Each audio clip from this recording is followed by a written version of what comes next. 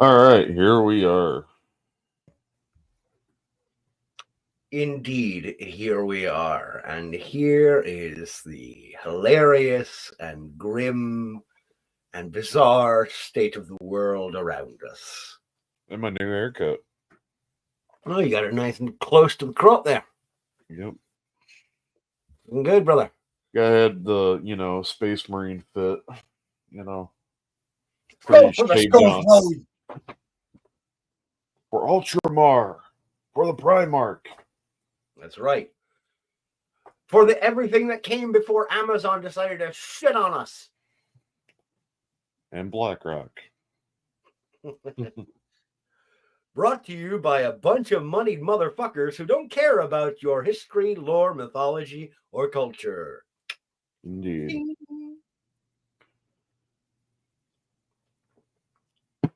Yeah, I mean, it's pretty wild, the day we live in as far as entertainment goes. It's pretty sad. I mean, it seems like it's starting to come around a little bit considering the flops that have been occurring lately. But Oh, this has been a marker year for things coming out with an agenda that have just crashed and burned. oh yeah, I haven't seen a disaster this bad since I was a kid and watched the Challenger explode. All right. The difference Yeah. being that no teacher has been killed in this destruction that we know of. Right. Yeah, it's definitely been a interesting year for gaming, but not in the positive side of gaming. No, not in any way, shape, or form. Mm-mm. And I got to tell you, the whole presentation and reveal for the PlayStation 5 Pro and its comparison Oh versus my the god. standard PlayStation 5, all I could think was, wow, you people have basically discovered a way to create DLC for an entire console. At this point, Mm-hmm. give it the fuck up and just buy yourself a mid-range PC. Endred, greetings and salutations to you. And yes, let's fucking go! For the Emperor! Raise up your blades, my lads. And lasses. Hold the standard high, brothers. If that is how you so choose to identify, that's perfectly fine. But how about you take the front line and we'll make sure that you die an honorable death? Yeah, that's normally the guardsman's way to go out as a honorable death by being decapitated by a tyrannid. Al? Very violently. As long as it's quick, I suppose that's what a lot of them are thinking. Is like, I'm going to die anyway. Can we just make sure that it's swift and it's not some weird body horror situation where half of my intestines are spilling out of my front and I'm trying to hold them up as I fight for life? It's either that or take a bolt round from a commissar to the forehead. Yeah, let's just go with the quick death. I mean, honestly, I think I would take the commissar's way out.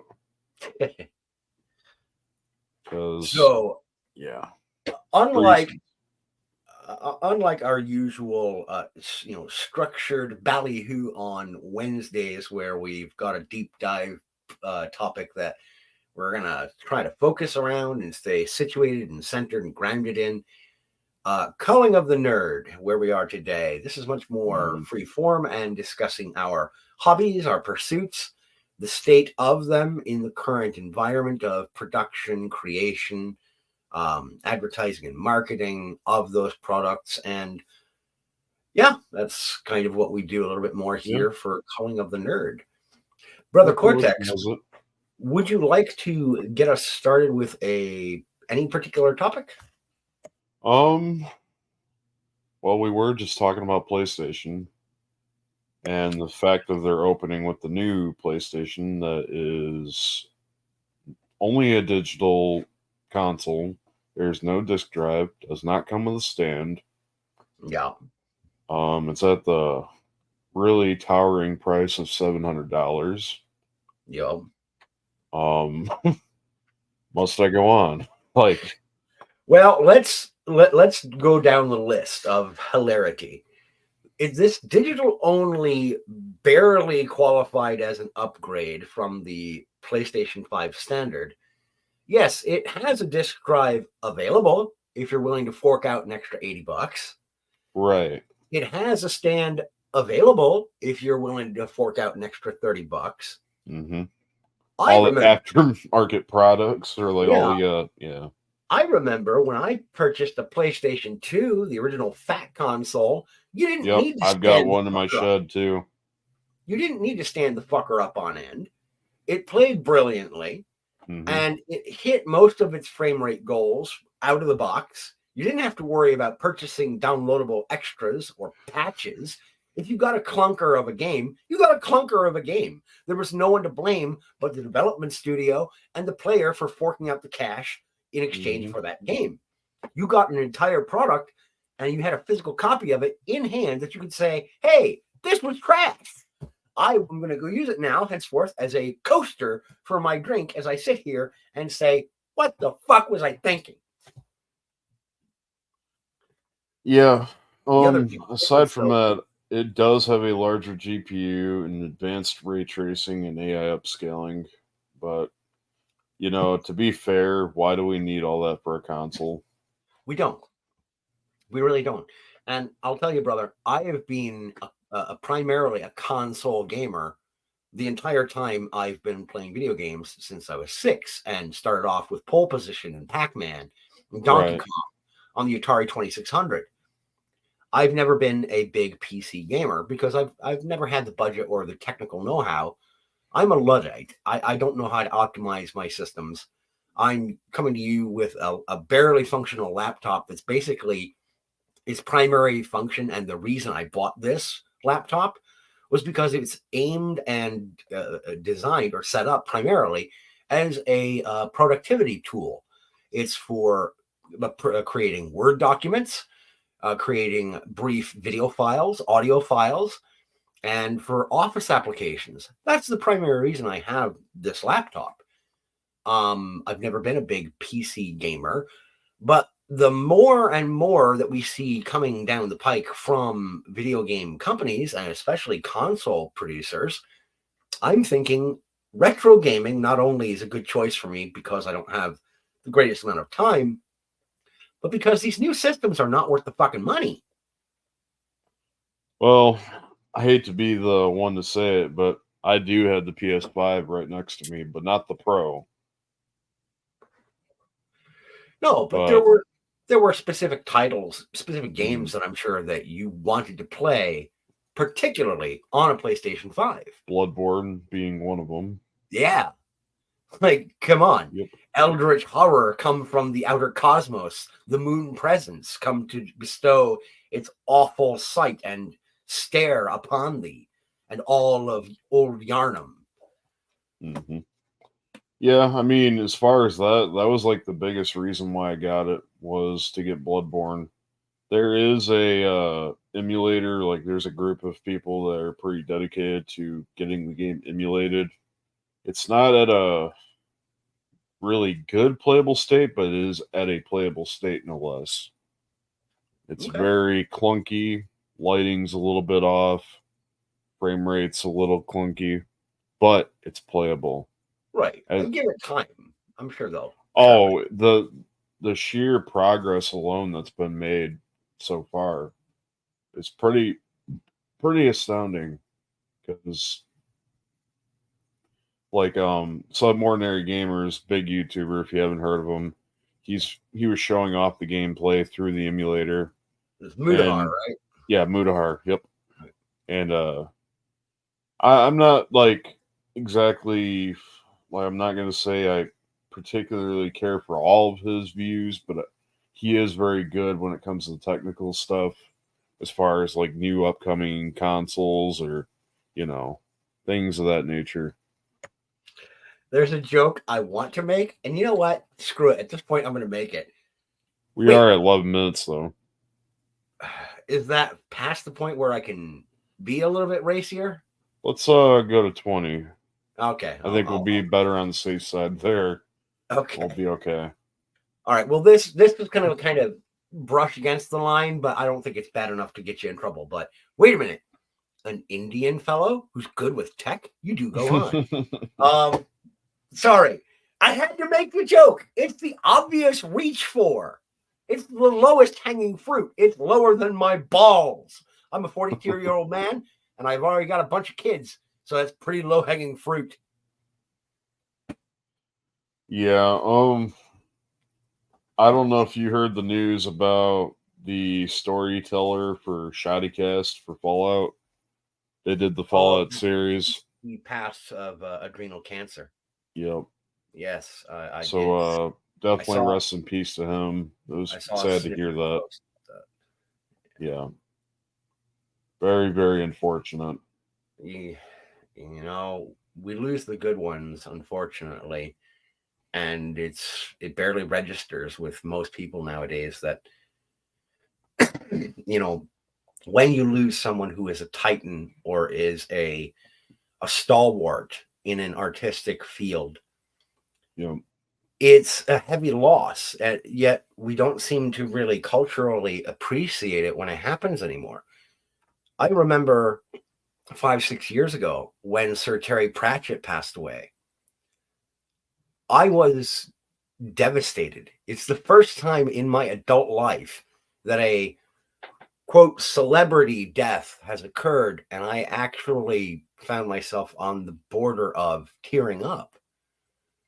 Sir Terry's books were foundational for my love of the fantasy genre. His wit and command of the language was so sharp that it could cut through any armor of cynicism or critique. He was masterful. And losing him and having almost no response outside of like the fantasy novel reading public, which is a pretty small niche community, to see nobody else really give two shits was like, wait a minute, we lost a hero of literature here. Of maybe a lot of people would say, well, he didn't write literature, he just wrote satirical fantasy. Fuck you. He was brilliant. Right. I don't give a shit if it's not your cup of tea. Can you at least acknowledge that the man had a long, storied, and accomplished career and lifetime? Absolutely. Not only that, but in his last days, the man set aside a project that he had been working on for over 10 years, a standalone novel that incorporated some elements of his Discworld stories, but he kept putting it off in order to spend time with his grandchildren. There were entire weeks that he had originally set aside to work on this project, but because his grandkids wanted to spend time vacationing at his home in Berkshire, in England, he said, you know what? Come on over. And he set aside his project, what he had said he thought might be the high point magnum opus of his career. He set it aside for his family. This was not just a man who was a hero in the literary realm. He understood his duty to family first. He was a tremendous human being. And nobody gave a tin shit outside of the small group of people who are deeply invested in fantasy. And it's sad. Yeah. Sorry. No. I was just especially thinking about James Earl Jones, like losing him. That's been a heavy loss. That's a rough one. Mm-hmm. And I mean, where do you go now? Mm-hmm. Because thanks to, unfortunately, an element of his faith in technology and his faith in the positive nature of humanity that he saw, though I think he was being too kind to the people who were responsible for this. But his voice now eternally belongs to Disney. Mm-hmm. we will still hear James Earl Jones because he signed off on allowing them to utilize AI generative programming to clone his voice in perpetuity. Now, I think he was, when he made that decision to sign off on that, I think he was dealing with Disney in good faith on his part, hoping to leave behind a beautiful legacy so that he could continue to touch people through artistic production and to hopefully gainsay some benevolence upon them. But you and I have both seen what happens when AI is utilized too heavily in the artistic realm. It invariably gets corrupted. Very And I corrupted. don't want to think about what it would be like to hear James Earl Jones telling you, you have to understand, Simba, that the white man can own nothing, for he is unworthy. That kind of fucking shit's coming down the pike, and you know it. Yeah, it could, like, the same could be said even with, like, I'm going to bring up Warhammer with the custodies being female. If that's happening, you can already bet that there will be female space marines. And so on and so forth with whatever else they'll get away with. Yep. Dude, sidebar, but this is not a sidebar that changes topic. It's more of a non sequitur, but it's involved. I'll wrap it back around. Mm-hmm. Do you remember Curves?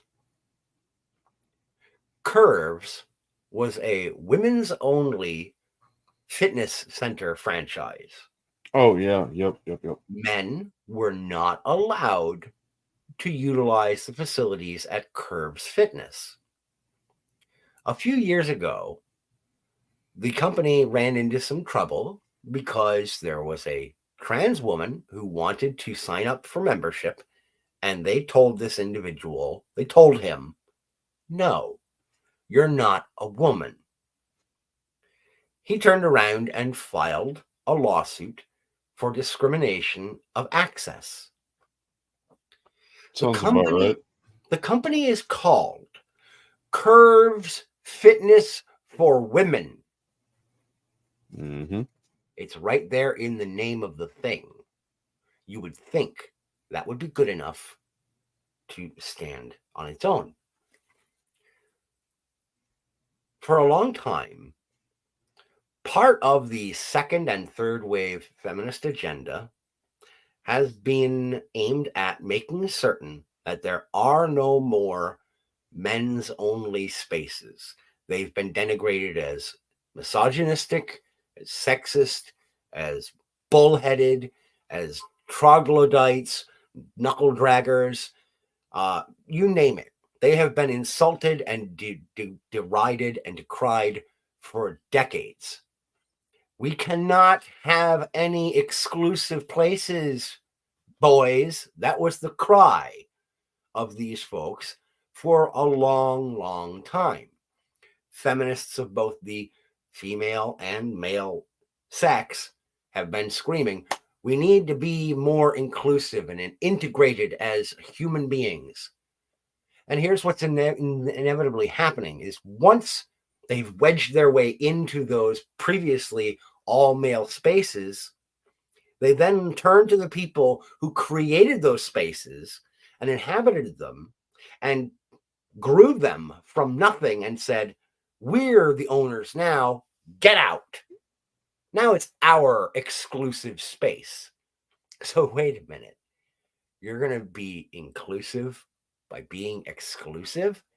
Seems like you just turned yourself in a full fucking circle for nothing.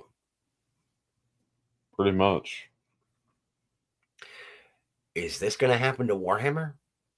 Are we now seeing what was initially supposed to be a fraternity that is its entire mission is to propagate, promote, and defend the human race, that stand the gap between humanity as it was known and as it has become, and all the other species that want to rip and tear and destroy and devour humanity, to wipe them out of existence throughout the cosmos.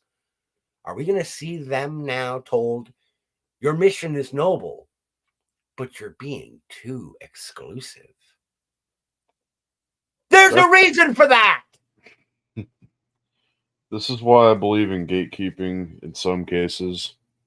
Yeah, because it's not always a bad thing. No, not everybody needs to be a part of the community. And for that reason, and why I'm saying that is for the simple fact of different agendas and steering the plot and what is the story of that property that you are being a part of the community. Like, not everybody has to be happy about it. No, they don't. And this is where the line that has been used by the socio-political left, especially on Twitter for years, was, well, if you don't like it, go make your own thing. We did. Yeah. We made it first. You came in here with your agenda and poisoned the well. And try to make it your own. You were Kafka. All right. We had this nice, beautiful little wall surrounded town, and you came in and poisoned the water source. Literally just pissed all in it. Final Fantasy VI reference for those of you who are not catching it. Love that game. So there's another thing that's been going around that I noticed when I was looking through YouTube, and I'm looking at the gamer right now. Apparently, the Elder Scrolls Online reveals its first non-binary companion, voiced by Drag King. Yeah, I saw a thumbnail picture. Someone was. I've got that saved in my queue to watch later, but that's kind of for me, sort of a who cares kind of thing. Right. But that's the character that they unveiled. I mean, to me, when it comes to something like that, like, I figure we at least bring it up. Right. Like, to me, this is just like another character I could, have in my party fighting with me. I don't so much care about that. Like, I don't want people that are watching this to get the wrong idea. Like, this is executed a little bit better than having an existing property with existing characters and then swapping them to become something they're not. This was, we went out of our way to create this character from the ground up. All right, cool. Mm-hmm. And frankly, this character looks like they fit perfectly well within the aesthetic of the Elder Scrolls. Especially, they look like an elven character, like the ears. One of the high elves, or definitely not a wood elf. She's too tall. But just for the simple fact, I could see something of that nature in a, like a game like this. Yeah. Exactly. Like, who cares? Is the character interesting? Do they have a decent backstory? Are they useful in your party? Are the gameplay mechanics going to be altered in any way that is game breaking? If the answer or the lore, right, if the character doesn't break the lore or the mythology as previously established, if they don't damage the franchise's intellectual property in its original framework, then do I give a shit? No, not really. Right. Which then begs the question, well, then why would you make it such a big deal that they're non-binary? Who gives a fuck? Yeah. I'm left with that question of, okay, and? Well, it's a hot topic. I figured I'd bring it up and we'd have our own take on it. Yeah, no, essentially my take on that particular character is, man, okay. Yeah, so I'll recruit them. Right. Like, if they're good for my, and especially for sneaky little arrow fuckers like me, if this character is stealthy and useful for my play style, okay, come on board. Because I don't want to have to go tank mode against a bunch of fucking giants or dragons. Can we please? And oh, hey, there's an invading horde of Redguard. Can you please get ready to run? because those guys are going to use their fucking adrenaline rush and wipe us all out. So apparently in Rogue One Star Wars story, apparently that Grand Moff Tarkin was the CGI recreation of Peter Cushing. Apparently they're being sued for, like, I guess CGIing his face into the game. Oh. That's what I'm reading. Oh, did they not secure the rights to do that ahead of time? I'm trying to like get to that, but it says a move that has tarnished what is otherwise a beloved film. 8 years later, his friend Kevin Francis is suing Disney subsidiary Lucasfilm for using Cushing's likeness, claiming that the entertainment conglomerate never had permission. Ooh. If they did not have the rights, they're in shit's creek. Yep. Says Francis claims that he and Cushing made an agreement a year prior to his death in 1994 in which he would have to authorize the use of Cushing's image. Lucasfilm argued that it did not meet permissions due to Cushing's original contract for A New Hope in an attempt to have the case dismissed for a second time. Disney tends yeah, but Disney tends to, unfortunately, they've been really historically the winners when it comes to a priori contractual agreements.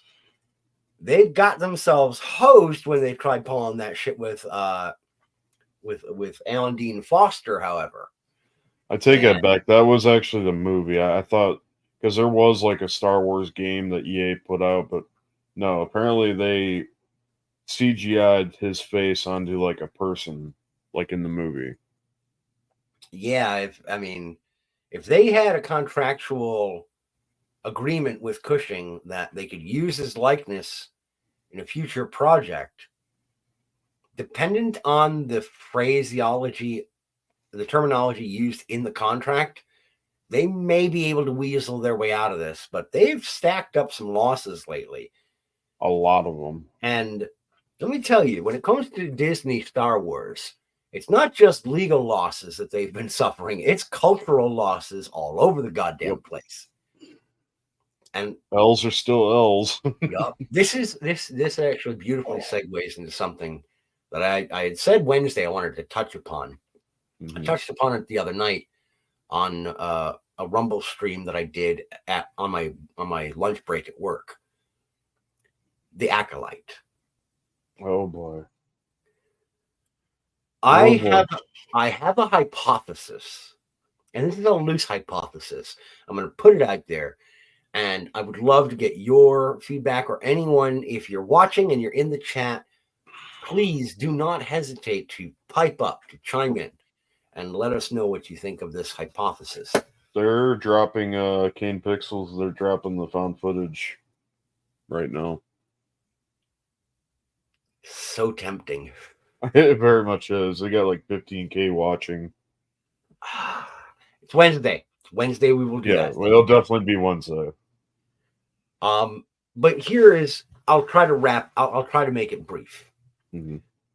Leslie Headland and Kathleen Kennedy and the other psychopaths at Disney Star Wars inadvertently did something with the Acolyte that a lot of us suspected they might do eventually, but they inadvertently and accidentally absolutely did right now.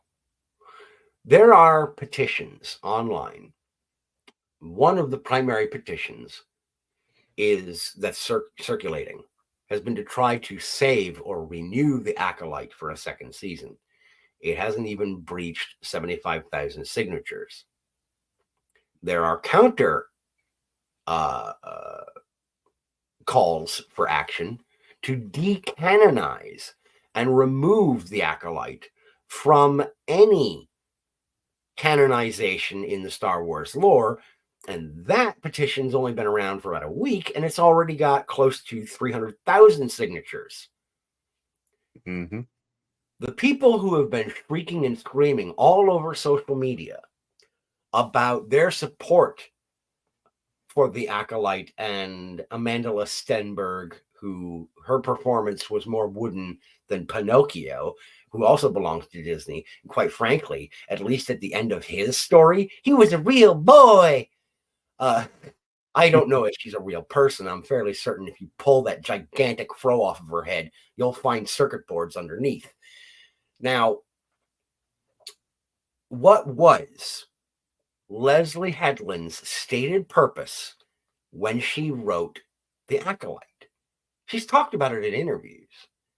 She wanted to present the Star Wars universe from the perspective of the Sith, the dark side. She wanted to humanize them. She wanted us to empathize with the dark side of the Force. All of the people shrieking on social media about their love of the Acolyte and how all the prior and traditional and classical fans are chuds and istophobic phobophobes, and they deserve to not have their franchise anymore. They should get out of the hobby. Many of them have actually taken to saying, if you did not like the Acolyte or you criticized it, you should end yourself. You should be game ended. I'm being careful because we're on YouTube. And yeah, we're past that 30 minutes, but I don't want to get your channel in any trouble. They have called for the erasure from human existence of people who so much as even criticize Headland's product. Essentially pull the plug. Yes. And they've been calling for a boycott on various critics on YouTube, such as Gary of Nerdrotic, The Critical Drinker, Geeks and Gamers, D-Day Cobra, Yellow Flash, Star Wars Theory, many other content creators who are culture and entertainment critics and reviewers, people who are very much in touch with the current sort of inclinations of the wider audience. They wanted them to be demonetized. They wanted them to be banned off of YouTube. And when people said, hey, why are you calling for them to be banned? They collectively flinched back and said, no, we don't want them banned. We don't want them game ended. We just want them to not be able to make money off of hate. The entire purpose of the Acolyte is to try and make money off of advertising and subscribers to Disney Plus by hating the light side of the Force, by hating the original and traditional fans of George Lucas's mythology. Leslie Headland has exposed the real world Sith. These people utilize subterfuge. They lie about what people say. They take it out of context on purpose to try and take away their financial freedom, their capacity to earn a living, kind of wrapped two in one. But they want them, if they're not independently financed, they want them fired from their places of employment.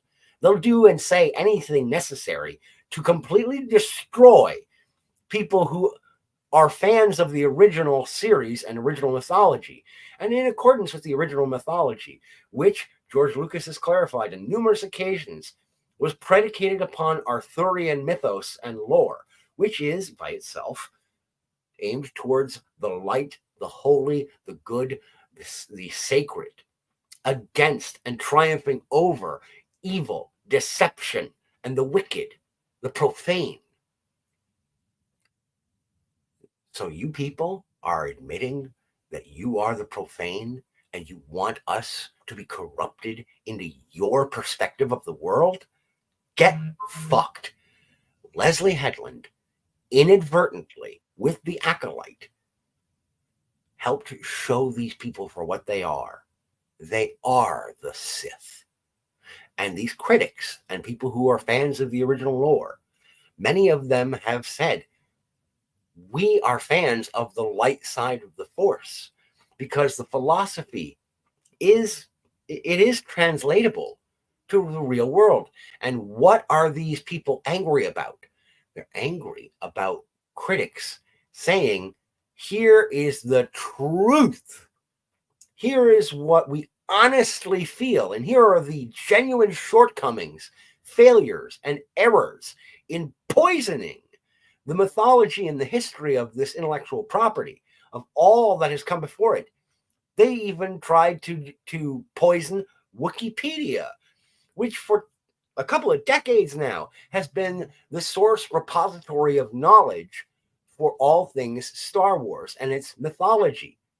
So you're going to try to corrupt the very source of the mythology?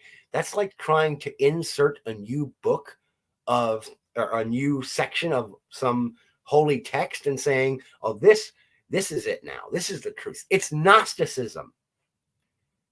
It's poison. And she helped let us know who out there are those poisoners and the Sith given flesh. So you bringing up that about the Sith.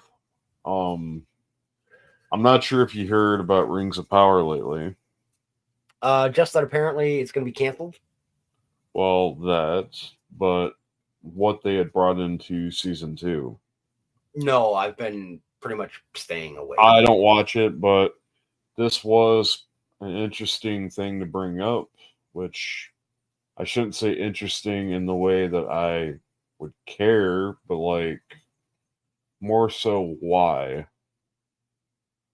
So apparently the Lord of the Rings of Power showrunner told the Nerdist that whether the orcs were orcs or Uruk-hai would play a big role in the Lord of the Rings of Power Season 2. But whether the orcs eventually fall into total darkness or not, they'll have at one point had enough love in their hearts to care for one another and their children. Apparently they brought orc families into Season 2 of Rings of Power, which is very confusing to me, considering how evil the orcs were. Orc families? Yes. There's even screenshots of them. They didn't structure themselves that way culturally. Mm-mm. They were never civil. They ate everything. No, in the Silmarillion, Tolkien established that the orc race was created by Sauron and by Morgoth as a race of destroyers.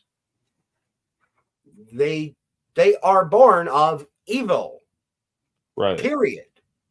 That's how that makes no sense. I have no idea. That's what I had just read. It says, and we feel like that's much more fascinating story to explore than if they were just purely evil. If the orc baby and orc family on Rings of Power is really such a bothersome concept to anyone, perhaps they should take a minute and evaluate why. Meanwhile, we'll be buying Glug a baby shower gift.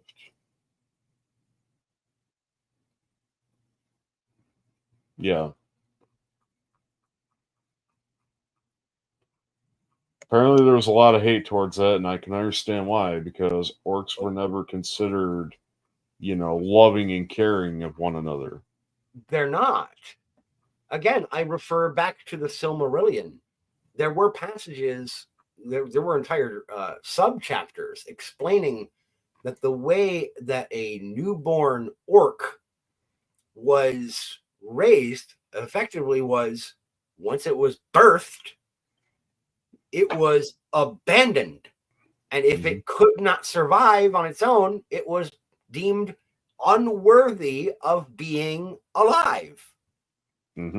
These were like, you want to take Spartan ideology and throw it against the wall to its maximum volume?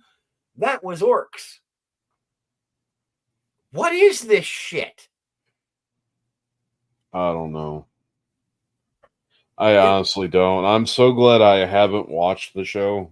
If you want to say, well, we're going to do our own brand new fantasy property and we're going to establish our own type of orcs and greenskins, fine. Do your own thing. I'm even willing to give it a chance. especially me, I write fantasy. If you want to create a brand new version of orcs, cool. Because just because it's called an orc doesn't mean it's going to be the same as orcs from another property. Look at the orcs in Warhammer. Well, yeah. They're nothing like orcs from Tolkien. No, they're fungus. They're nothing like orcs from Donaldson, although Stephen R. Donaldson's Four Lands didn't have orcs. They had the Urviles, which no. You ever see one of those things in real life? Just put the bullet in your head right there. You don't want to try. So yeah, the orcs in Warhammer are actually composed of fungus. Right. I remember you telling me about that. Yep. They're actually fungi. They don't have families because they bud through they reproduce through budding, through spore budding. Cool. That's kind of neat. And they believe in like gods that basically piece together their weaponry. Everything that they drive, shoot, or fly is due to orc magic, which is basically them believing it's in their like creation so much that it just works. That's kind of neat. That I again refer back to Sir Terry Pratchett. That makes me think of one of his books called Small Gods. The way gods work in the Discworld, particularly the lesser gods. They have Gork and Mork. That's their gods. Gork and Mork. In Discworld, a god's power or capability is equivalent to or translatable to the raw amount of faith that is invested in them. So the more people who believe in a particular god, the more powerful that god becomes.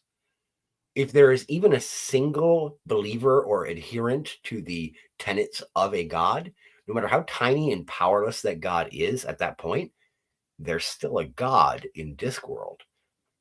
And it was a great story. I gotta reread that thing, man. Making me want to grab up my copy and reread that shit. It's good stuff. A lot of things to read. Hold on a second here. I was going to put up a picture of the orcs just to kind of show off what I'm talking about. Like, just their gear alone. I mean, it's all pretty random, like from orc to orc. It's mostly like they fitted pipes to make like these machine guns and like body armor and whatnot, and big like clubs and axes and kind of hodgepodge together. Pretty much. Okay. I think of in my head, I'm imagining like a kobold with a saucepan on his head as a helmet, you know, or a trash can lid strapped across his chest. Pretty much like this. Yeah. And the shit's like cobbled together. Yep.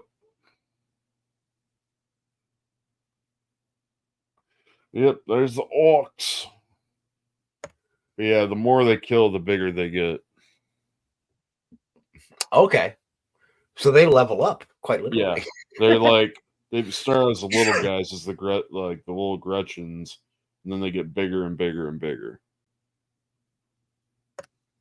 That's kind of cool. Yep. Yep. And not only that, I mean, as far as I'm concerned, and most people in 40K that are into 40K, orcs are probably the only ones that are having fun in that universe. Well, yeah, they look like they're just they're happier than pigs and shit. You know? Well, I can quote the one war boss that had fought Old Baelai, also known as Commissar Yarrick of the Imperial Guard Steel Legion. And he spared Commissar Yarrick's life after capturing him. They put him back together, gave him his weapons, and had him transported back to his battle barge. But the war boss's words exactly were, "Good enemies are tough to find." That's a berserker. That's yeah. Well, a war boss kind of goes a little bit above and beyond a berserker. Oh, I just meant as humongous. I just meant as a mentality. That's a berserker mentality. Like, if we want to talk about a war boss, hold on. This would be a good example of a war boss.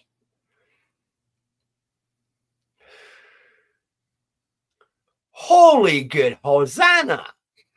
Yeah. Good criminy. Yep. Is he like scream smiling? He's definitely screaming while shooting his big shooter, as they call them. Very, very no nonsense. A lot of DACA. A lot of DACA. Yep. Gotta love the simplicity sometimes. You It's know, actually, if you play the tabletop as orcs, it's tradition to talk like an orc while you're playing against your foe. dude, that is awesome. I think Yep. I would have to play orcs then. That'd be my shit. Oh, I love the orcs, but I still have to go with the Astartes. No. You know, there's a lot of folks who would say, "Oh my gosh, oh my stars and garters, they love conflict and war and fighting. That's so toxically male." Yeah, so much testosterone. But you know, you gotta balance things out because the folks at Ubisoft, they don't seem to want any testosterone around them. Not at all. Thank you for the inadvertent segue step for us to move into that story. Yeah, real quick before we go into that, I had to bring this up as well. Apparently, Sony has gotten so arrogant that they said they're going to release the PS5 Pro because the reason why it's so expensive is it's due to a lack of competition.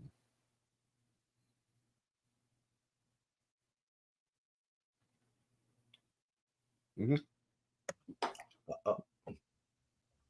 a lack of competition? Mostly, I'm guessing when it comes to consoles, but yeah. My brother in Jesus, do you people not understand that there are people who are still going out and purchasing $200 Nintendo Switch handheld systems because they can actually get a hold of physical copies of the games, and the little cart, SD card that slides in, retains its playability and its durability because it's not a disc or a digital code that you can revoke at your fucking blink of an eye, and if you so decide on a whim? Do you not realize there are people who, like myself, are going out and finding cheaper handheld or plug and play retro emulator stacks that they can plug into their television or sit in their lap and play old school games and have a grand old time for under $200? Even with emulators. Do you not recognize that not only is it that you have plenty of competition, it's that people are looking at you and saying, "You want us to pay how much for what? Get fucked." You're still relying on games that came out on the PlayStation 3 and 4 to fill the library that you have left sitting collecting dust because all you managed to put out are games that fail on their face so hard that one of them, your brand new hero shooter, slammed so hard into the wall that you got to wonder if it was a suicide run to begin with. Yeah. No competition. Suck my dick. Let's not forget the fact that Killzone 3 is still not in the library, or Killzone 2. And Metal Gear Solid 4, Guns of the Patriots.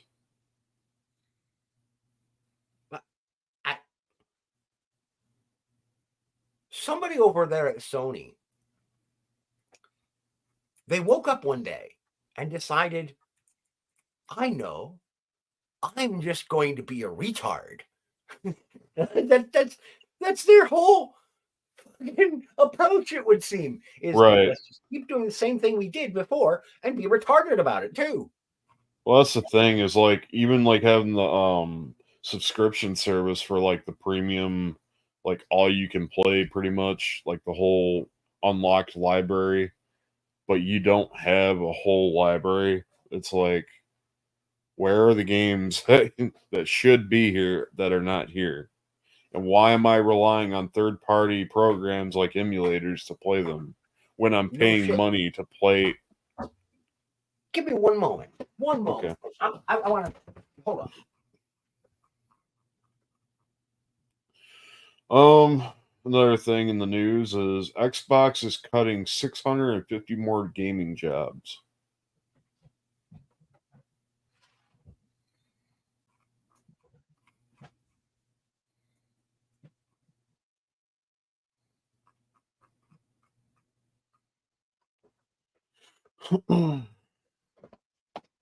I don't know if you heard that, Byron, but before I move topics, I was just saying Xbox is cutting 650 more gaming jobs. Holy shit. One last parting shot to Sony. Mm-hmm. Because they have not, expanded their library. I want to ask you a quick question, Sony. On your precious PlayStation 5 or PS5 Pro, can you play this rare, beautiful little gem in a physical case with an instruction manual, with art, with a physical disc that you can actually load into the system? By the way, try to find a copy of this on eBay. Best of fucking luck. The people are asking for like close to $300 fucking for this thing. It was just I'm sure. It's just a tie-in RPG. It's really fun though. I enjoyed it. Or can you give us this again? Can you give us the Suffering? I have both of those on GOG. They're good. They're fucking amazing games. Very, very good games. Because it would seem to me that if you're going to try to exploit your past library, Sony. Hold on. Before you go on to that note, I also have both of the Manhunt games. Yeah. Good old-fashioned murder simulators. Literally. quite literally. Did you know on the PC for Manhunt 2, you can actually simulate stabbing somebody when you're executing somebody in Manhunt 2? Oh, like on the Wii? Yeah. It's essentially like you're pushing your mouse forward. Yep. Sliding it into the flesh. Yep. Creepy, but effective. Definitely effective. But yeah, I mean, if you're going to try to exploit your old library, go whole hog or go home. Mm-hmm. Now, maybe there's some licensing problems. I know with some games there were some issues with Midway. I know they also have some problems with contractual agreements with Bandai Namco. That certain titles are just never going to be available for Sony on new systems. That's contractual stuff. I totally understand that. Licensing agreements, like for things like Marvel Ultimate Alliance, I get it. You don't have access or the rights to the licensing anymore to allow those games to be available for a new purchase. But maybe you should have thought of that when you first licensed those fucking properties to begin with. Mm-hmm. Maybe if someone in your legal department wasn't thinking so much in the short term, in the let's get the money now, not securing your customer base into the future, maybe you stepped on your own dick and now you're being called out for it instead of saying, oh, we didn't do anything wrong. It wasn't our fault. How about you take that lawyer out behind the woodshed and smack him around a couple minutes and say, you fucked up. You fucked up. ECW style. Yeah. That's the worst part about, like, when it comes to like this corporate greed, is it's the nickel and diming. I mean, it's got to stop. That is how you lose players, a loyalty to your player base and fan base. Yeah, I'm sorry for all the yelling today. Sorry. Oh, no. It's definitely, definitely in the right light, I guess if you will. Like, it's definitely, what am I trying to say here? Acceptable for why you feel the way you do. Oh, I appreciate that. But that's why I'm looking forward to something like Forever Winter when it comes out September 23rd, I believe. They're releasing their game at $27 early access. But here's the thing, though. I know everybody gets scared when you hear the early access part. A little bit, yeah. What they had promised, because a lot of games that we're losing nowadays, like Spec Ops: The Line, you can no longer purchase on Steam, but I have a copy of it. Hmm. Battlefield 3, their multiplayer servers are being shut down by EA, or as known, DICE. They're being shut down, meaning they're closing the door. You can no longer play them. What the shit? So, I mean, I'm hoping, I'm praying that somebody keeps the servers up in their own unofficial way. But what I'm trying to bring up and why I'm bringing up the other games and, like the corporate greed where it comes into play is these companies will have a game and they will extend this term as a live service for the game. It's both a curse and a blessing, depending on the company that is providing the game. Right. So, companies that still enjoy having people play their game keep them up for the obvious reasons because they make money and so on and so forth. Forever Winter told everybody in their EA video that even if something happens to their company, no matter what, you will still be able to play this game with or without an internet connection and jump right in. That's big. They're even going as far as releasing the game at a low $27 because they do not believe in selling a game over $60. No, it's gotten goddamn ridiculous. They also don't believe in when you buy a game, you should they believe that you should have everything right off the rip, meaning Yeah, new okay. DLCs, new characters, whatever. I remember They you said telling me that, that. yep, their exact words was that is, all pointless. The nickel and diming shit is for the birds. That was their exact words. Yeah, you get the game in its entirety. Yep. When back when I bought this, I must have got this shit 10, 11 years ago. Mm-hmm. All right. I bought it because I wanted to play it because I'm a middling fan of Gundam. I'm I'm also a also a fan. fan of Gundam. I'm a bigger fan of traditional turn-based JRPGs, which is what this is. Mm-hmm. I'm a big fan of the front What mission I was going strategic. to ask you, what game was that you were talking about that you were trying to find on eBay? The one Uh, that you held up just a minute ago. yeah, MS Saga. MS Saga? Yep. Okay. I was And going to look that up because I was actually going to see if I could get a ROM of that. I had wanted to keep a hold of this for, the main reason I've held on to this physical copy of this game is because I don't have a PlayStation 2 anymore. I haven't had a PlayStation 2 console in my home in like 8 or 9 years. Mm-hmm.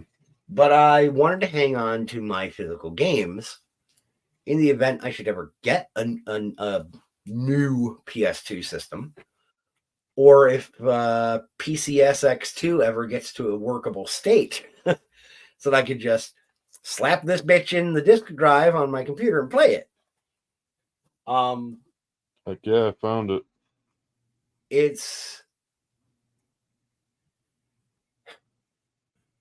We've gotten to a point where we've come to accept the practice of incomplete games. Yep. It's nudging. Nudging is a tactic of incremental approval that we have seen dominate the entire spectrum of entertainment options and hobbies over the course of, I'd say, 25 to 30 years. It's been going on for a very long time, but it's been happening so slowly and incrementally that for a long time, we didn't notice that anything was amiss because it wasn't as obvious as some of the other cultural shifts and revolutions that have been called for. We didn't realize, hey, this is happening in our entertainment spaces as well. You hear people screaming and crying and weeping tears of dissatisfaction over, well, we want X, Y, and Z progressive change in the world. We want to make progress. We need X, Y, and Z to happen. It started with the moral majority back in the 80s and 90s saying, no, you can't do this. It's bad for society. It's bad for our culture. You need to knock it off. And they were screamed and howled down. And eventually they compromised and said, okay, you know what? We'll give a couple inches here and there. Fine. Are you okay now? Can you accept the new middle ground that we've moved to? And the people who were screaming and shrieking exclaimed, no, it's still not good enough. We didn't want you to compromise. We wanted you to lay down and die. We wanted to take over. While that was happening in the socio-political sphere, it was also happening in arts and entertainment. But it was quieter there. It was subtler. It was more insidious. Because we were so focused on ensuring that the immediate socio-political environment of our day-to-day lives was not infested by these people and their weirdo drive for accept everything, Right. we didn't realize that they were making inroads into our hobbies and into our entertainment. They began installing themselves at publishing companies. They began installing themselves at video game companies. They began installing themselves in sports entertainment. They began installing themselves into the rules committees for various athletic commissions. They inserted themselves into so many cultural foundational touchstone points that by the time we realized what they were doing and recognized the poison of what they were spreading, it was too late. They had already taken over the host. They are a cancer. And every now and again, you have to recognize the cancer for what it is. It is a cultural rot. How does cancer work? Cancer cells slowly corrupt and take over the healthy cells of any given body. Mm-hmm. They destroy the fatty membrane around the cells in the human body or the animal body so that they can recode the genetic structures within the cells of a body. That is how a cancer spreads. It replicates itself literally into the next cell over until it has spread so much that the healthy living tissue and cells cannot replicate and maintain the life of the host organism. Cancer just spreads and kills. The only known treatments we have for cancer are radiological, chemotherapy, which poisons the host while it's trying to destroy the bad cells. As well as the immune system. It compromises the immune system. It burns you out. This is part of the reason why these shrieking, screaming weirdos hate it when they come across somebody who is willing to stand in the gap and say, no, fuck you. That's why they look at people like Nerdrotic. They look at people like Hypnocast, if you're familiar with him at all. They look at people like Smash JT. They look at people like Geeks and Gamers. They look at people like John Delarose in the publishing realm. They look at people like Bain Publishing. They look at these entities and these individual critics and creators and say, no, these people are awful, istophobic phobophobes and haters, and they're awful and evil. They're Trumpers. They're MAGA. They scream because they realize that these people are the chemotherapy to our cultural practices and hobbies. They recognize that Yep. Henry Cavill is not a end-all be-all cure, but he's a stopgap measure to stand in the line of fire and say, this is cancer. It will kill us if we don't get it out. Hence the when I say about gatekeeping and why it's needed. Yes. That ramble that I just went on, did it make any sense? Very much so. Okay. But just for the simple fact, like I said, when it comes to gatekeeping, it may come off as bullying, but you know, at the same time, fans should be able to still respect what they originally respected. And so should you, a newcomer, to come into their hobby and or universe that they respect. You know? That's why it's respected to begin with. But when you go off, like the track and drift off from what it was originally shown as, you're no longer looking at what was, the what was the original image. You're looking at something that's been tainted, completely morphed into something else. And that's kind of the whole thing about gatekeeping is like is very necessary. Sure, it might be harsh. You might have some fans that are hardcore, but they're there for a reason. Right. And maybe you will, through the practice of gatekeeping, maybe you will end up keeping out some people who really would be great additions to your community. That will happen. I understand that will happen. But it's much like saying, hey, there's a screaming horde of neon green and blue haired weirdos pummeling our city gates, but there in the middle of the pack of them is one pretty cool looking dude who's waving a peace sign and holding up an old school Nintendo controller and being like, dudes, Right. let's have some beers and chill out. He might be cool, but if we open the gate to try and let him in, the rest of these shrieking harpies are going to worm their way in first and then turn around and kill that guy. Mm-hmm. We'd love to have him. So we got to act like the antibodies that fight against that. I mean, Right. We'd love to have that guy. But that's what unfortunately, he's got to find his way in on his own. for sure. But at the same time, like it's like I said, it sucks that like per se somebody that is new to like a gaming universe or some sort of intellectual property. Yeah, you're gonna find a couple of assholes that are gonna tell you, oh, well, you don't know anything, you shouldn't be here.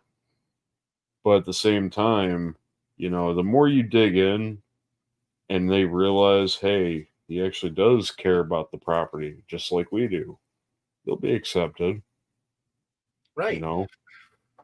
It's a screening process. Mm-hmm. Gatekeeping is not about saying nobody's ever allowed in ever again. Mm-mm. It's about, hey, this is a controlled access point. You have your papers. Wait, papers, please. Yeah. Sorry. It's kind of like what you would do with a national border. You screen your potential incoming to make sure they're not dragging along a whole host of really painful, harmful shit. You don't let the guy who's hiding the zombie bite on his ankle into your gated community. Because guess what? That's how the zombies get in. Mm-hmm. There's so That's many a fact. there's so many metaphors that we can utilize for this, and yet they completely escape people. How? Like I said, when it comes down to it, yeah, people are going to gatekeep. But if you really do your research and show people that you do care about the property as much as they do, you'll be accepted. You know. Right. And that's the difference between leadership and camaraderie and community that understands what it's doing and leadership that doesn't understand what it's doing in terms of gatekeeping. And now I'm going to use that to spin us back to Ubisoft because they're gatekeeping, but they're doing it wrong. They're trying to keep out everyone who's got a dick between their legs and is willing to say, yeah, that's a penis. They're saying, not only are we going to gatekeep this community and these programs, we're going to do it because we don't want anyone who has a dick and admits they have a dick. It's more of an attempt that they're trying to do to gatekeep. But the bottom line is the fans ain't accepting it. No, and they're not accepting it on numerous grounds. The first being the legal grounds. In the state of California, which is where Ubisoft's American headquarters is centered, you are not allowed by state law to operate any program of training, hiring, or promotion from within that specifically discriminates based on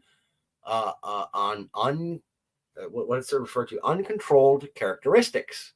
You are not allowed to say no women allowed. You are not able legally to say no people of color, no people of ethnic persuasion X, Y, or Z. Discrimination in general. And in the state of California, you're not even allowed to, by law, discriminate based on political alignment. You're not allowed to discriminate based on social media activity. You're not allowed to discriminate based upon religion. There are several states in the country where you are allowed, in places of employment, training, and hiring, to discriminate on some of these lines. It's weird. California is so God-blessed, all-inclusive for so many years that they forgot, oh, yeah, we're supposed to include everybody. That includes people who have a dick between their legs and are willing to say, that's a dick. I'm exactly. God. I like meat and football and grr. You can't just make up, the rules as you go. Like, if you're going to make rules, they got to apply in some, fair manner. But in this case, they're not at all. They're picky and choosy, and that's discrimination, period. Yep. So by law, they're not supposed to even be able to operate this program in the way they've been doing over the last 6 years. Right. Ethically, everyone has their own ethical or moral compass, and it is not my place to browbeat or denigrate people for having a difference of ethical perspective from me. But it just sounds like a big HR nightmare. Right. But I will say that your ethics do reveal who you are as a person. Because I can tell you this, it doesn't make me want to buy a Ubisoft game anytime soon. No, absolutely not. Have you seen the photos from like the dev teams there that are tied in or associated with this program? I've seen some. Okay. Some of the chicks, some of the ladies in this program and on these dev teams look manlier than me. Oh, boy. And so I understand, oh, Josh, you're being judgmental of people's appearances. How can you do that? I realize that I've got no room to talk, especially looking at this. But I make up for it with a whole lot of charm. People are allowed to have their own personal preferences. And okay, fine. You want to let on board onto your dev team people who look like the creature from the Black Lagoon, woke up on the wrong side of the fucking bed, decided to trundle her ass into the offices to sit at a program and hammer away at buttons and call that a career and a living and say, I'm so tired. I did so much work today. Bitch, you sat in the comfortable ergonomic chair and sat on a keyboard all fucking day. Meanwhile, there's climate controlled environment too. Right. Probably got catered lunch brought to your cubicle. Oh, Karen. That wouldn't surprise me. Meanwhile, you got like a errand boy with DoorDash. Yep. Meanwhile, you've got guys by the tens of thousands in places like West Virginia or Colorado mining country who make a fraction of your annual salary, Karen, going down into coal mines, going down and trying to mine for steel, for copper, for any kind of precious metal to be utilized in manufacturing that, oh yeah, we send most of those metals overseas because we don't make anything here anymore. Yet that guy, at the end of the day, he comes up at the end of his shift, he punches the clock, he goes home and he says, I just want to have a shower and a beer and eat a decent meal, watch the game and be left the fuck alone. And you're screaming in that guy's face that he has to buy your all-inclusive digital game product to enjoy his off time by being lectured at that he's an istophobic phobophobe, knuckle-dragging troglodyte who votes the wrong way? Go suck, start a shotgun, Karen. Yeah, pretty much. I've gotten our stream today shadow banned. I know it. But I mean, to all the same though, it's just I just don't understand. Why do we have to come to this point where female and non-binary are all accepted, but no males? Why Right. can't we just all for the sake of games, enjoy games and be a collective that just enjoys the fact that we have games? Right. Like, You look, know? these folks don't seem to understand too. Video games, much as I love them, much as you and I both love them, I think you and I are both rational enough people to understand that these are luxury goods.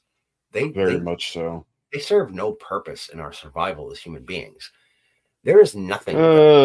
Here's one thing I will say: he'll keep some sanity. That's and true. Definitely lets off some steam. That's true. Kind of like I just let off some steam out of my ass. Well, I mean, I got to be honest. When I was playing Space Marine 2, that's like the perfect game to let off some anger. There's been some games over the years that I have played simply for the cathartic release. Did you ever play Prototype? Yes, I have. Holy fuck. Very good game. The story in that game is kind of silly. I'm willing to admit. Is.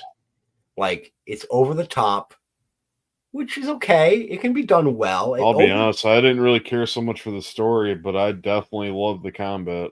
Yeah. Like, it was so... Being able to sling tanks around and cut through people and just fight these, like, grotesque, mutated, like, abominations. Yup. Fucking parkour running through traffic. And as you're running, swinging your arm out to grab a guy up by the neck and then absorb him into your body to heal. Right. That or just, using your ultimate move where you shoot out tendrils everywhere and kill everything. Devastator moves. Yep. Although I gotta tell you, for area damage, my favorite personal attack to use was to maximum charge my vertical jump in the middle of a group of soldiers with the hammer fist, and then do the skybound Macho Man Randy Savage elbow drop to the concrete. You just watch waves of He's cars. Jumping off the top rope. Oh yeah, brother! Don't you know it's gonna be from hell's deep I strike at thee. Kaboom! Oh, watch out! Watch out! Just bodies everywhere. Yeah. It slowed down the frame rate to almost nothing, but I didn't give a shit. I was reveling in the sheer raw destruction. Look, and here's another weird facet of that cheesy kind of over the top story is there was actually some really great potential there. And I read the tie-in comics, the short run of the limited run comic series that came out after Prototype launched. It's actually pretty well written. It was an interesting little science fiction kind of horror, sci-fi horror story. It was well done. It was 6 issues. They wrapped it all up pretty nicely, left a little bit of an open door, which is a good thing they did because that helped it flow into Prototype 2 in terms of the narrative. I really wish that they had done a summary at the start of Prototype 2 to tie in those comics. Maybe like a collectible for like an in-game collectible. If you complete certain challenges, maybe you could have a digital copy of the comics to read through on the game. That would have been awesome. Just a small idea if they ever choose to remaster that. Just a thought. But I was just thinking about something. I know we were talking about Prototype, but yeah. Did you ever check out the game Starfield? No, not really. I heard a lot of scuttlebutt here and there about it. Oh man, there was a like when it came out. Do you know who Az is? Heel versus Babyface. Yeah. Fucking pronoun. Dude, that fucking rant. Oh my god. Legendary. Absolutely legendary. Absolutely And shout out to him, man. But Starfield apparently got a big mod, and it's a Star Wars mod. Because I guess like the game was like really tanking, but now this mod's bringing a bunch of people back to play just the mod and not Starfield. But here's the thing about Starfield and Bethesda: it's like you've released this game and it's just an empty shell of a fucking game. And mind you, when I played this game, I streamed I think like a couple hours of it. I shit you not, I almost fell asleep on stream. It's that boring. Wow. It is so boring. Not to mention, who puts an encumbrance that kills you due to lack of oxygen? What? Yes. That's a thing in the game. Okay. I can see one justification for it. One. If they're trying to go for the whole physics immersion angle, okay. I can kind of see that. It's a sci-fi But game. you are exploring outer space. Let us have science fiction fun, you fuckers. Okay, but here's the thing, though. Here's where the kicker kind of comes in. When you're on a habitable planet with oxygen, but you're losing oxygen due to your encumbrance. Are you like and then dying?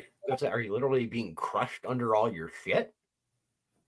No, like your oxygen bar goes down, and then it stops like at like 0, I guess, and then your health starts decreasing over time until you die. Is this with characters who are like standing and walking upright? No. This is like just a normal planet. You're not outer space or like it's just. I'm asking, is the character like on screen on their feet? They're standing upright? Yeah. That would tend to imply, I would think, that they can breathe. Right. Unless you are. I thought maybe you're like talking about like walking up or like up a hill, but then again, yeah, no, you're standing upright. You know, both feet on the ground, but walking normally. Even then, right? Like the human body, in order to be like crushed and suffocate, they have to fall. But here's the thing: every other game, like Fallout, like the older Fallouts, which, mind you, Starfield is essentially Fallout in space. That's what I've heard. It's the same engine. Okay. But why am I dying on a habitable planet that doesn't require me to be in a spacesuit? Yeah, it kind of and losing oxygen because of my encumbrance. That makes no sense. Because like I'm trying to haul all this gear to like a trader and sell it to make credits. But I'm dying in the process of doing that, trying to find the trader to sell my stuff for the credits. Because I'm so encumbered. And the ship they give you doesn't give you very much of a storage to put your stuff in. I have a theory. Well, It gets worse than that, but yeah. Not because of the encumbrance, though, but other reasons. Yeah. The Starfield. Okay. So the Like folks how they had to incorporate the pronouns. That was another thing I was going to bring up. the pronouns thing, encumbering, So, carrying too yeah, much stuff can crush you. like a crouton. I'm sensing But you're a not crushing, you're dying from encumbrance of lack of oxygen. right. I'm sensing subtle messaging here. Now, I could be overanalyzing. I do that a lot. You and I both know that, brother. Mm-hmm.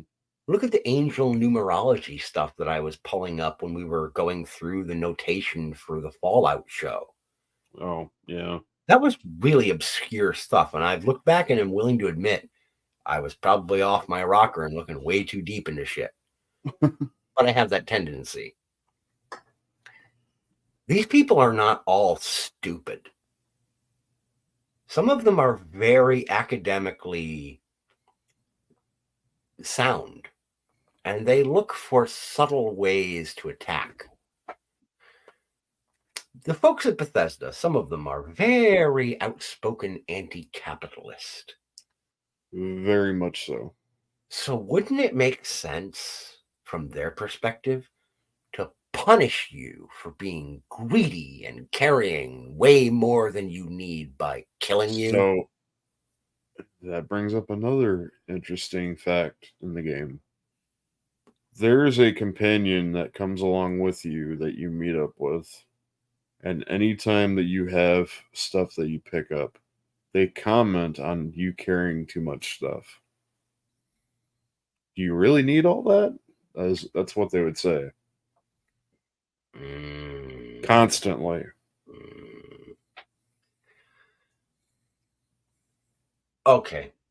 I have no post-secondary education.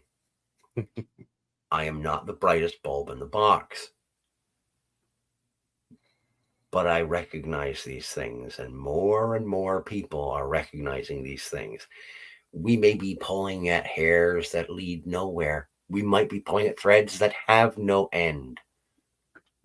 But we wouldn't be pulling at these threads if they weren't so constant and blatant about it. Right.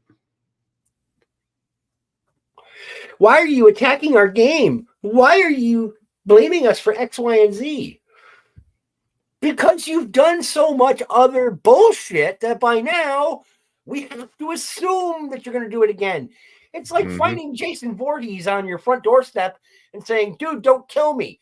And he said, translation, the fucking subtitles. I'm just here to ask if you've heard about the good news of the Lord. Maybe Jason Voorhees has become a born again Jehovah's Witness. I don't know. All I know is that the last couple hundred kids who went to Camp Crystal Lake did not meet a good end with the Lord. They met a machete in their face. I'm sorry, but your history of histrionics and nonsense antics has left us with a bad taste in our mouth, recognizing, what is that taste? Oh, yeah, it's the taste of you're trying to kill me. Yeah, so even though that, right? So that whole thing, like we were just talking about as far as the oxygen and all that. After all that was said and done, I got further into the game. I was killing the pirates and all that. Yeah. And I just stopped playing the game, and I watched Az's video of his rant, and there's a point where he goes and meets up with this character that's female, or is viewed as female, might I add. And they come across you and they say, well, before we go any further, I got to tell you something. I'm a clone, but I'm a clone of a male captain. We'll just say captain, but I don't know the exact title that they had, but it was like some higher rank for like a ship. Yeah, some but they were a man position. But that character that you're talking to and engaging dialogue with is a female, but they're a Okay. clone of a man. Okay. Then they're um Right. I'm not a scientist, So so I don't understand if the terminology is pure there, because I thought the whole concept of cloning was to literally reproduce, replicate the right, same copy. right, a Right. one-to-one reproduction. Have I got that wrong? No. That is what I would assume everybody's definition of what a clone would be. So they're a female, and I kind of like put it like two and two together, and I was thinking, right at the beginning of the game, when you create your character, they ask you what pronouns you want to use. So I feel like this is like their way of incorporating pronouns by saying they transition clone DNA, I guess, becoming a male to female. Through genetic manipulation and I editing? guess. I don't fucking know. Like, That's kind of what I was getting from of what Az was talking about, and it's like it's really right. confusing because it's like that's not what a clone is, but okay. No, it's also self-defeating of their whole, ideology, Right. because if that's how they want to explain it away as being possible, that would mean that they are admitting that the only way to actually become female from male is to never have been male to begin with, to have your genetic code altered before you're even developed exoembryonically. So I'm sorry, but on the logical face of it, you're lying to yourselves. Right. It doesn't make sense. This goes hand in hand with more of these people who, it's ma'am, I'm sorry, but calling that weird hatchet wound that you've given yourselves under the careful auspices of a plastic surgeon, saying that that qualifies you as a woman. No, you haven't got a vagina. What you've got is a really clean wound that Robert Baratheon would understand, since he got gored in the crotch by a boar out on the hunt. And quite frankly, if it doesn't get treated consistently and constantly and gapped open with a medical tool, it's going to do the same thing that his wound would have done if it had been smaller, which is it will heal up and seal up, Yep. because God did not intend that to be there. Mm-hmm. Sorry. That was the joke I wanted to make earlier that I wanted to wait. Yeah, I don't know. It's just the whole thing with that game. I mean, it has some good things, but like the bad just outdoes the good.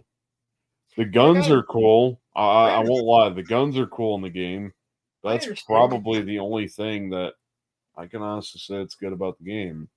They don't sound good, but they look cool. And like, I get it. You're going for a sci-fi aesthetic. You're going for, hey, in the future, science will allow us to do X, Y, and Z thing well beyond our wildest imaginings. The suspension of disbelief. Okay, cool. I'm willing to suspend my disbelief because I'm a big reader. I know all about suspending my disbelief. But here's my problem with the game, though. One was the inclusion of pronouns, Yeah, because, like Az said, you're literally current daying us with a game that is sci fi. yeah, And especially, the convenience of the time when it came out. The other problem that I had with the game is there was no engagement of wanting me to continue further. There was nothing that was holding me and telling me, "Oh wait, but it's going to get better." Like there was no engagement of like an antagonist or a villain or somebody I really wanted to settle a score with. It was just I'm in space, I got space guns, I'm barely making any money with my job, and I don't know where the fuck I'm going.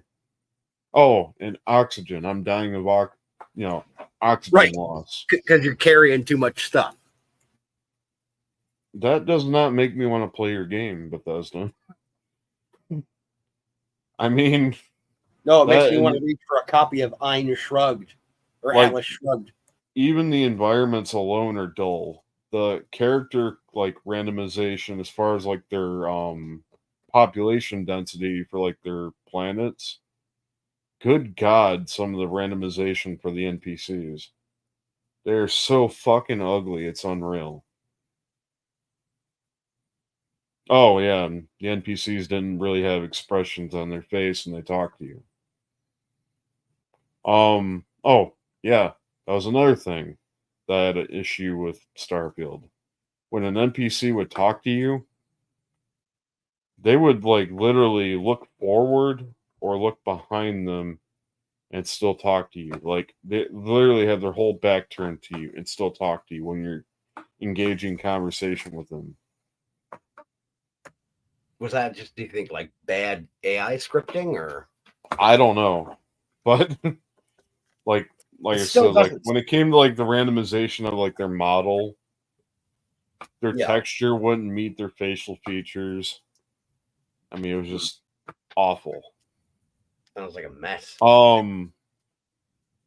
The response of like security forces or like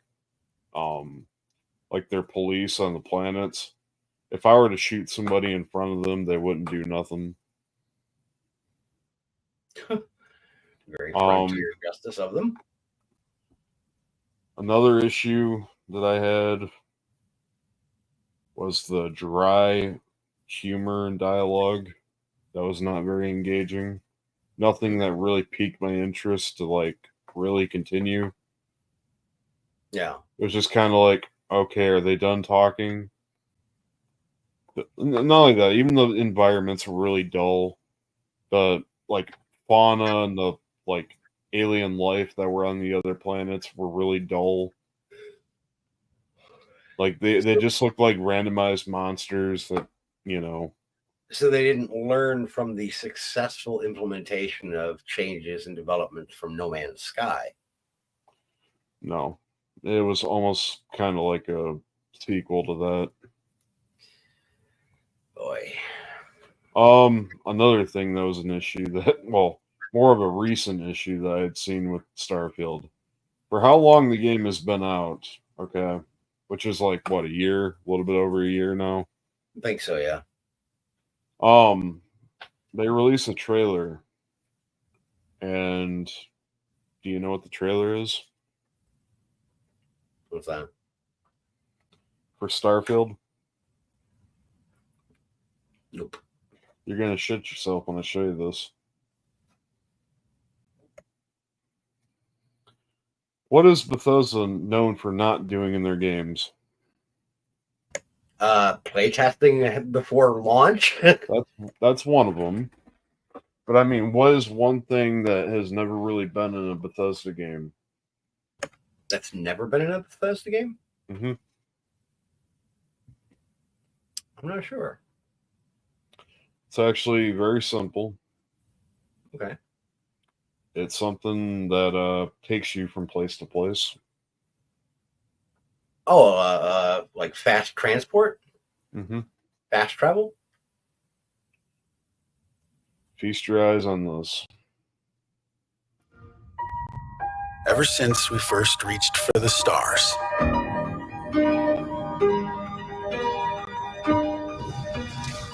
we've been asking ourselves, what else is out there? And more importantly, can we drive on it? Space.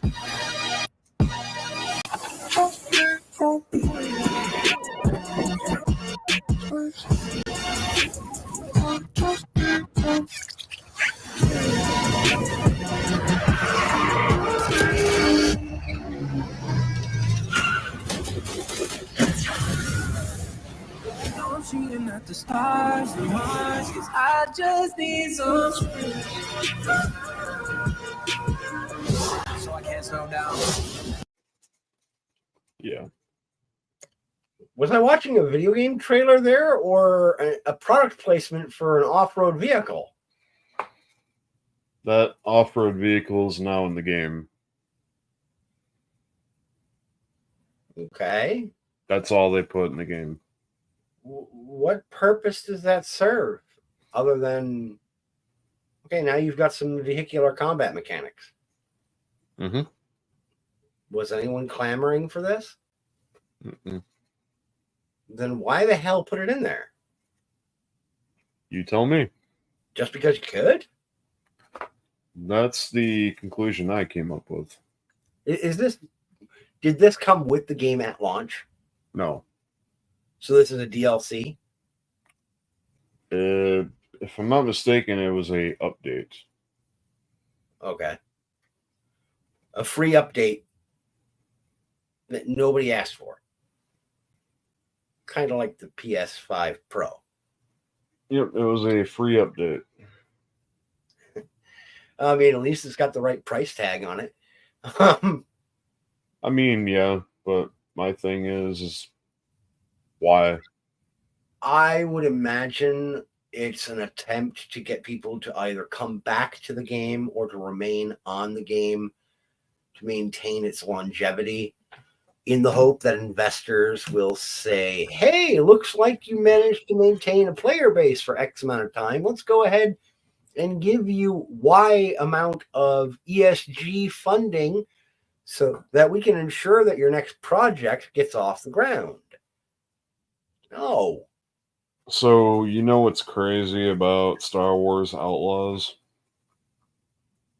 The fact that it exists. Well, that's one thing. But the fact that somebody had made a mod for Starfield that does better than that game. Oh, shit. Oh, that's not a good look for Star Wars or Ubisoft. Look at this.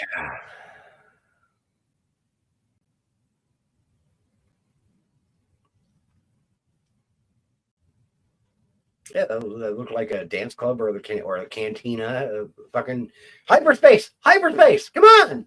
We know what that is. Yeah, but I mean, look at this. They even have the armors, the guns. Yeah, dude. You're playing as Mandalorians and stuff. I mean, stormtroopers. Wow. I mean, look at this, man.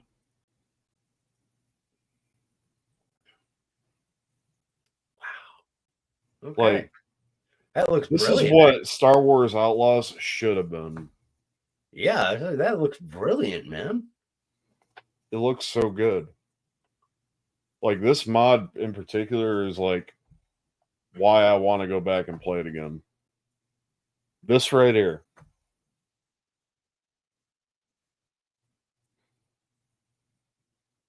I mean, my jaw dropped when I seen this mod. I'm like, this is amazing. And everything's fitting so well. Like, they even have like the iconography of like the Empire and everything, like on buildings, and they even have like the people that are randomly generated that actually like look like aliens and stuff. And these people who made this mod I'm calling it now. They're going to get sent a cease and desist letter. Someone's going to try and rip this mod offline. They're trying to try and scrub it from existence because it's not officially licensed and they're not getting their cut of profits out of it. I don't know. But I mean, look at this, man. That looks good. How could you not want to play that? I mean, look, he's even playing as Cad Bane right now.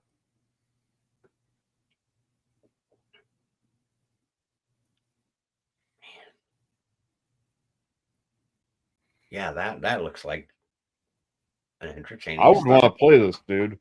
Yeah, it's a standalone Star Wars game that looks enjoyable, that looks Well, more of it's a convergence mod for Starfield, but like it takes everything and just pretty much replaces everything with Star Wars. I know. I know you said it's a mod for Starfield. I'm saying, well, actually, sorry. That's actually my whole point. Is for a minute I forgot that this was just a mod on Starfield. Right. It's just wild. You know.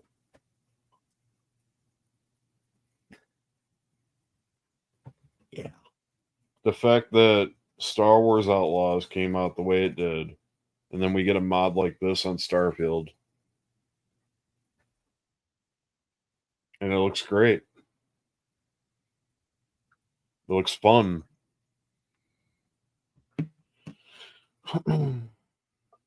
Like, this is the type of thing that I would want to do. I would want to play as a Mandalorian, going hunting people down and take some contracts. Right. To quote one of the better lines from any recent Star Wars property, this is the way. This is the way. Weapons are my religion. Yep. Well, brother, I'm going to have to wrap up here in a minute or two. I'm kind of getting tired. I've been up for a while. I get it. I understand. And I'm going to have to get a little one up from her nap here soon, get her lunch.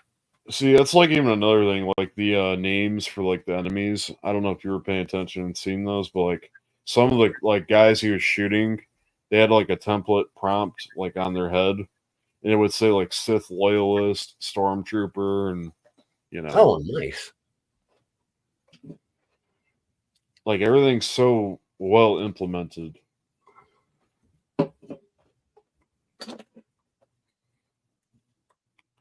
Like even the buildings, I mean, like they don't really stand out too much to be like, oh, well, that's Starfield. Like they just look like regular buildings in Star Wars. Right. Standard kind of sci-fi fare. Yeah. And everything, I mean, it looks good. Yeah. Let this be a lesson to anyone watching now or later on today during a replay. If you give people who are passionate, who are knowledgeable, and who are capable, if you give them access and capacity to do something with a beloved intellectual franchise. They even have like the Star Wars like writing. Like if you look down the floor.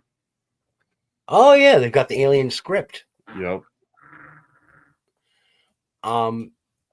If you put a swoop gang. Shit. If you put beloved franchises or mythologies. Those are rectangles. Yup. Into the hands of people who know what they're doing and love what they're doing. They can make alternate something start for too. You. Oh my god. They can make something for you that far outpaces the pathetic attempts of these gigantic studios and development teams. What does that tell you about the difference between doing something for a paycheck versus doing something for a passion? Mm-hmm. Proper art does not need corporate backing to be beautiful. It seldom does. It never did. There's Millennium Falcon. Star Wars City Editions. Dude, that is... I'm at a loss for words. I've only seen like snippets of this, and I was telling Scuba earlier, I was like, at some point I am going to return to Starfield, try to finish it. I don't know how far I'll get, but push comes to shove, I'm definitely playing the Star Wars mod. Hell yeah. It's just... words can't even express how thankful I am somebody had made this. It's gorgeous. Mm-hmm. So remember, ladies and gentlemen, though there are cultural vandals and screamos dead set on taking away anything and everything that you love in hobbies and nerddom, there are those who are pushing back against them at all times. It may take a while before you see the fruits of labors of love, but when you do see them, they are awe-inspiring. And they remind us of the beauty of the mythologies that we have created and that we have supported, that we have propped up as true fans and progenitors of material that can keep us all collectively sane in a world that wants to drive us insane. Do not lose all hope. Wherever there is a sliver of light, a sliver of artistic integrity and joy, there will be something to bring us back together in our enjoyment of our entertainment.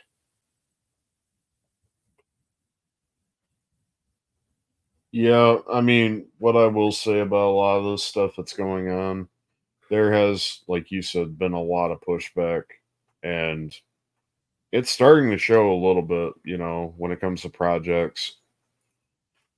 Forever Winter being a very good example in how they're doing their game, and I have nothing but all the respect for them for the way they're doing their game. But even then, like things like Acolyte, like we were talking about earlier, Star Wars Outlaws and Ubisoft, and the big downfall that is, and Concord, not being a thing anymore. Yep. I mean, the thing is, we're winning. Right now, we're definitely winning. And look, it's not to say that it even had to come to this. No, it didn't have to. We've all been good little dogs. The problem is, even the most sweet-natured dog, if you keep kicking it, eventually it's going to bite your leg off. It's going to snarl, and then it's going to rip you apart. Yeah. And that's the thing is, there was poke, poke, poke, and we were good dogs. We just kind of we growled a little. We gave a warning. Hey, ease up, back off. And they backed off a little. And then they came back and got a little more aggressive and pushed even further. And we snarled and bared our teeth in a snarl, going, hey, I already warned you once.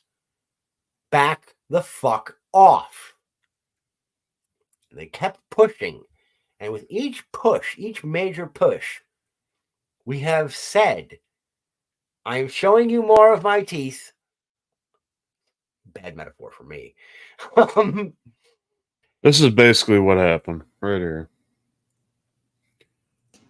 Doggy. Ow. Doggy. Ow. Doggy. Like doggy. Too hard. Doggy. Gonna bite. Doggy. Gonna bite. Doggy. Oh, jeez. Yep. That's fucking brilliant. Thank you. Yep.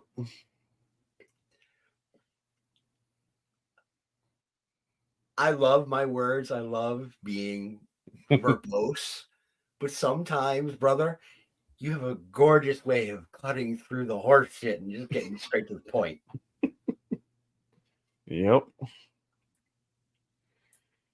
I figure that's, somehow, like, you were getting to it, but I was like, you know what better way to demonstrate what you're explaining with this video? Yes, that's where we're at. That's why we no longer can trust the mainstream press. We must rely upon the meme stream press. Yep. All hail the meme stream media.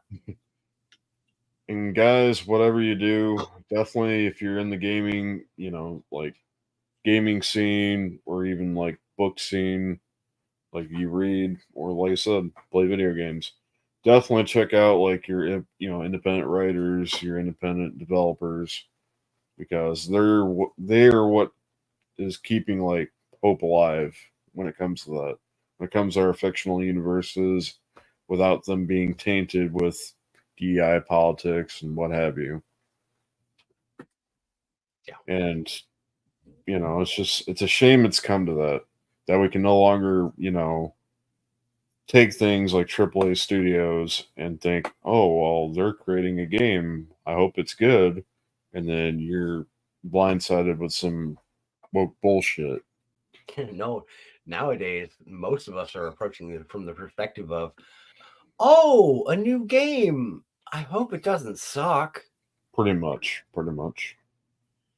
That's like me. Like, I play a lot of more independent developers, like indie games and mods from, mod developers that then become their own standalone games.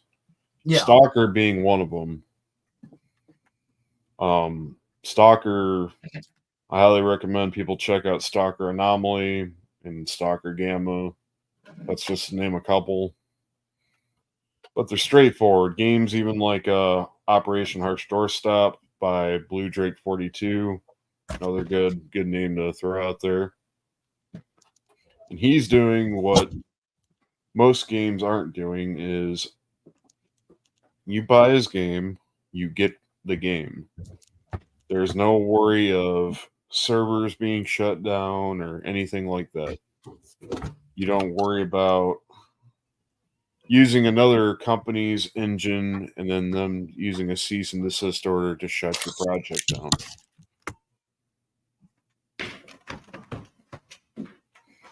Which has happened in the past.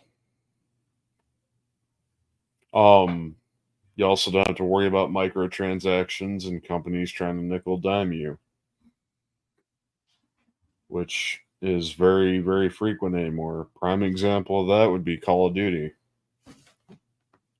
And you know what's sad about Call of Duty is not only are they nickel and diming people, they had the fucking gall to take Brandon Herrera's AK-50 and put it into their game without his consent. Don't believe me? I'm about to show you real quick.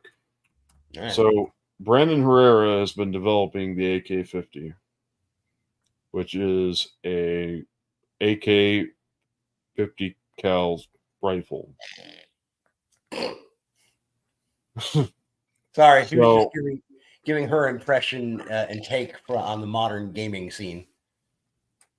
Hold on a second here.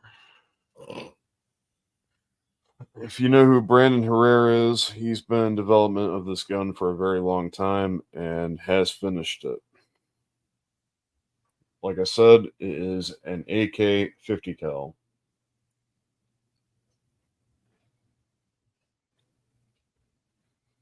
Damn. It's a very big gun. Fucking A-yes. That's a BFG. That's an anti-material rifle. Yeah. But he has created this gun, and it's been known on the internet during his development of this said gun. So why am I showing this? Well,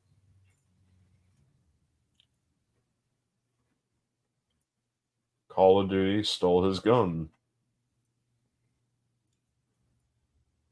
And it's now in their game.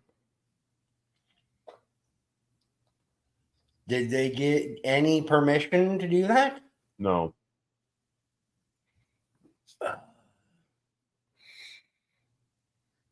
Why am I not surprised? So if you look to the left there's the gun. That's in the game. No. He's not getting royalties or nothing. In matter of fact, they said, oh, well, it's not an AK, it's an RPK.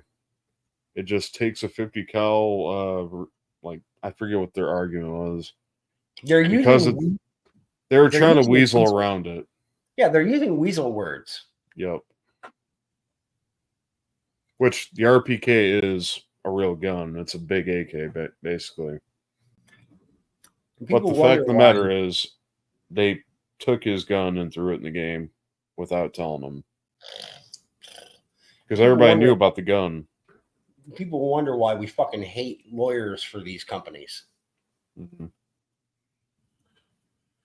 Yep. I mean, they went as far as and like take like the 50 round. No, it's not the 50 round. It's a 20 round magazine that he was having developed for the said gun, and they had thrown it together. And he even said like every how did he say it? Every rivet in the gun is identical to his model of the gun. Like everything that's holding it together. So they didn't even bother to do the minor effort of shifting or adjusting some placement of imagery. No. Essentially, they just took, pictures of the gun that he had created over the years and just modeled it into the game and said, "Oh, here you go, 50 cal AK." What do we think about people who do that? Damn right. It's just crazy, But yep. You tell him, kiddo. Now, little one here needs to get some lunch in her. And I frankly would like to get some noms as well. Yep. Before you go though, like I said, I was just bringing it up earlier. Sure. Another big issue in the gaming industry, especially, is, especially with like Tarkov. I've mentioned Escape from Tarkov a few times. Yeah. I've got a couple of coworkers at Mystic who really love that game. It's a good game in practice, but it has a lot of problems. My only problem I really have with it is the cheater influx. Yeah. That and their shitty practices with the Unheard Edition. My real big gripe with the game is, in like Blue Drake 42 had stated, this company has gotten, like, they've done cease and desist orders and had people copyright struck with their videos with people that were playing a modded version of their game. Which is why Operation Harsh Store Stop is a good thing, because people can just play the game and not have to worry about copyright strikes or anything. Not have to worry about possibly getting sued with a property that they had purchased. And well, yeah, I mean, once you've paid the money and the game is yours, they shouldn't be able to come after you for playing the fucking game. Right. Well, their thing is they have these like really bullshit excuses. They say like things like single player Tarkov basically promotes like cheater creation and what have you. And then after the Unheard Edition, they kind of shut up about it. But the problem with the Unheard Edition was the PvE mode that had come out of the game. And it was like, okay, you have to either pay $250 total to access that, or pay the difference of the $250 plus, like towards, well, actually, pay the difference of the $250, with the edition that you've already previously purchased. Like me, I had the Edge of Darkness edition. Okay. That itself was like, I believe like $145 or 144, somewhere around there. Yeah. So for me, I would have to pay an additional $100 to upgrade to the Unheard Edition, which had things inside the Unheard Edition, like PvE mode and single player mode. Mind you, these modes were promised to be a part of the agreement to the Edge of Darkness edition, meaning when you purchased Edge of Darkness, you didn't have to buy anything else. Right. You were supposed to get all that shit to begin with. Right. So they tried to weasel their way around that and say, oh, well, those, like, these additions to the game with Unheard Edition are, instead of DLC, they had a different word for it. Augmentations? Not Perhaps? augmentations. Fuck, how did they phrased it in a certain way. More weasel words. They were definitely weasel words.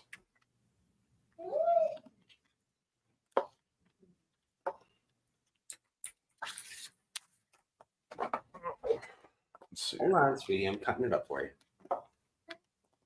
Don't give that. Oh, features.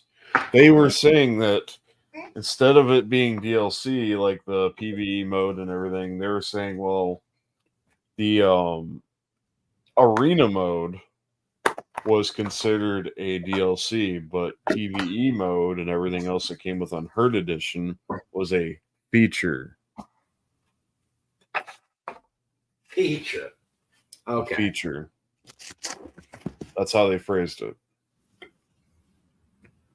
And it's like, wow, you guys really shit the bed with the nickel and diming. Yeah. Just, I can't support practices like that. I don't even play the game now. But I guess after people were buying the Unheard Edition, like the shills, they were being targeted. Like the Unheard Edition was being targeted by cheaters. Just out of, pure rebellion. Well, right. I would say at that point they're saying, hey, you dicked us. So now we're going to dick you back. Yep. And we're going to hurt your player base and fuck around and, make their time in the game like absolutely miserable. Yeah, I mean, it's non-violent mayhem. Oh, it certainly was, because people were just dying left and right with really good gear that they couldn't extract with. But yeah, I mean, that's all I'm going to say about that. It's just, when it comes to terms of gaming, I don't know, it just sucks because I wish games could just be games. It would be nice. It would be nice if we could go back to time. I wish games could be games, and I also wish that games or game companies were not so harsh towards people that want to modify the games that they had purchased. I have a handheld as well. Reject modernity, embrace tradition. Anyway. Well, I do that with playing older games and modifying them. Well, yeah. I mean, it's still all good. Yeah. But anyhow, man, I know you got to get going. I'm going to get going. I'm going to go take me a big old nap. All righty, brother. And yeah, you can hear little button. They're laughing. Yeah. Oh, she's developed one hell of a ticklish spots like behind her ears and right along the side of her neck. You can barely brush against it. Yeah, it's kind of easy pickings. Unfortunately, her brothers have discovered this as well, and they can be downright merciless about it. She'll just be walking past, and Dennis will reach out and be like, "Sissy," and like just swipe his finger across her neck, and she while she's walking, it's like she barely stays upright and almost tumbles on her ass, and she'll just kind of stop and look back at him and. That's funny. When she gets proper enough balance and motor control to fight back, she's gonna get them back. It's gonna happen. Yeah. It's gonna be pretty awesome. Yeah, man. It's been a pleasure. I'm glad we got to talk about a lot of different things as far as the industry, as far as gaming, and Just in general, nerding out as per usual. Getting some of this stuff off of our chests. I mean, obviously, I went off on a handful of tangents there. I didn't mean to scream, but Oh no, dude. It's totally fine. I mean, I wasn't exactly as energetic when it comes to some of the topics, but I tell you what, man, I'm still kind of happy the fact that we're at least getting some sort of victory out of a lot of the I want to say defiled products that we so very yeah. dearly love.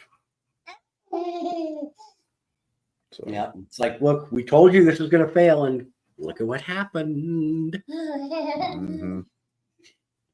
So, I mean, take it as a win. I'm going to take it as a win. I hope it keeps going in that direction and we get really good games in return and we get better practices in return.